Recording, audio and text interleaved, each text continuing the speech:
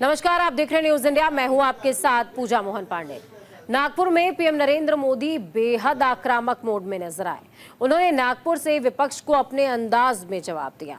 PM Narendra Modi विदेशी आक्रांताओं और देश की संस्कृति पर हो रहे छद्मवार पर भी मुखर होकर बोले। इतना ही नहीं, पीएम मोदी ने हाल ही के दिनों में आरएसएस पर विपक्ष के निशाने को नकारते हुए बेहद खास अंदाज में, खास तरीके से नसीहत दे डाली। पीएम ने आरएसएस को अमर संस्कृति का वटवृक्ष बताया और स्वयं सेवक की निस्वार्थ सेवा की जमकर तारीफ करी। मोदी प्रधानमंत्री बनने के करीबन 12 साल बाद आरएसएस मुख्यालय पहुंचे थे। उन्होंने माधव नेत्रालय प्रीमियम सेंटर का शिलान्यास किया और नाग शस्त्र 3 कामिकाजे ड्रोन सिस्टम का भी निरीक्षण किया। ये ड्रोन 100 किलोमीटर दूर के दुश्मन को टारगेट करने में सक्षम है। ऐसे में आपको दिखाते हैं स्वयं सेवक से प्रधान सेवक बने पीएम मोदी के नागपुर दौरे से जुड़ी हुई ये खास और रोमांचक रिपोर्ट। देखिए। को अर्पित की पुष्पांजलि। जब ये सेवा संस्कारों में आ जाती है तो सेवा ही साधना बन जाती है। यही साधना तो हर एक स्वयंसेवक के जीवन की प्राणवायु होती है।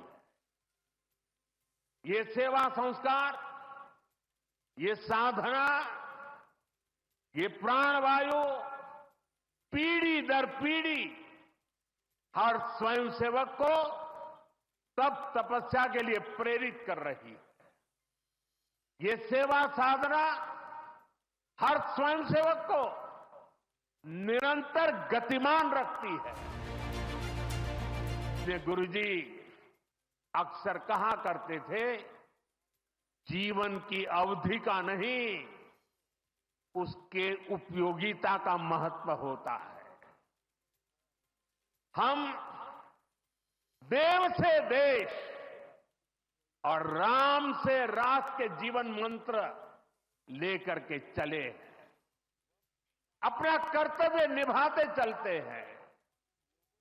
और इसलिए हम देखते हैं, बड़ा छोटा कैसा भी काम हो, कोई भी कार्य क्षेत्र हो, सीमावर्ती गांव हो, पहाड़ी क्षेत्र हो, वन क्षेत्र हो, संघ के स्वयंसेवक निस्वार्थ भाव से कार्य करते रहते हैं। आज हम देख रहे हैं भारत कैसे गुलामी की मानसिकता को छोड़कर आगे बढ़ रहा है। गुलामी की निशानियों को जिस हीन भावना में 70 वर्षों से डोया जा रहा था, उनकी जगह अब राष्ट्रीय गौरव के नए अध्याय लिखे जा रहे हैं। वो अंग्रेजी कानून जिन्हें भारत के लोगों को नीचा दिखाने के लिए बनाया गया था, देश ने उन्हें बदल दिया है।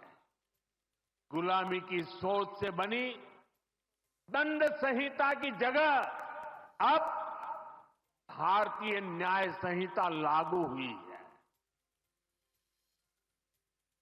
हमारे लोकतंत्र के प्रांगण में अब राजपथ नहीं, कर्तव्य पथ है।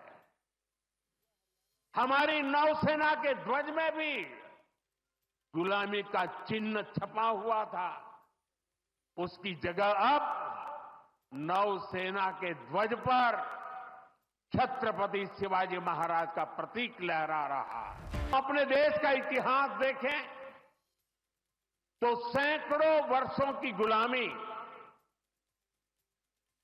इतने आक्रमण, भारत की सामाजिक संरचना को मिटाने की इतनी क्रूर कोशिशें, लेकिन भारत की चेतना कभी समाप्त नहीं हुई। उसकी लौ जलती रही। ये कैसे हुआ? क्योंकि कठिन से कठिन दौर में भी भारत में इस चेतना को जागरूक रखने वाले नए नए सामाजिक आंदोलन होते रहे। भक्ति आंदोलन उसका ये उदाहरण जिससे हम सब भली भांति परिचित हैं। मध्यकाल के उस कठिन कालखंड में हमारे संतों ने भक्ति के विचारों से हमारी राष्ट्रीय चेतना को नई ऊर्जा दी। गुरु नानक देव, कबीरदास, तुलसीदास, सूरदास, हमारे यहां महाराष्ट्र में संत तुकाराम, संत एकनाथ, संत नामदेव, संत ज्ञानेश्वर, ऐसे कितने ही संतों ने हमारी इस राष्ट्रीय चेतना में अपने मौलिक विचारों से प्राण फूंके। इन आंदोलनों ने भेदभाव के फंदों को तोड़कर समाज को एकता के सूत्र में जोड़ा। इसी तरह स्वामी विवेकानंद जैसे महान संत भी हुए। उन्होंने निराशा में डूब रहे समाज को झकझोरा, उसे उसके स्वरूप की याद दिलाई, उसमें आत्मविश्वास का संचार किया और हमारी राष्ट्रीय चेतना को बुझने नहीं दिया। सिद्धांत और आदर्श इस वटवृक्ष को ऊंचाई देते हैं। लाखों करोड़ों स्वयंसेवक इसकी टहनी, ये कोई साधारण वटवृक्ष नहीं, राष्ट्रीय स्वयंसेवक संघ भारत की अमर संस्कृति का आधुनिक अक्षय वट है। ये अक्षय वट आज भारतीय संस्कृति को,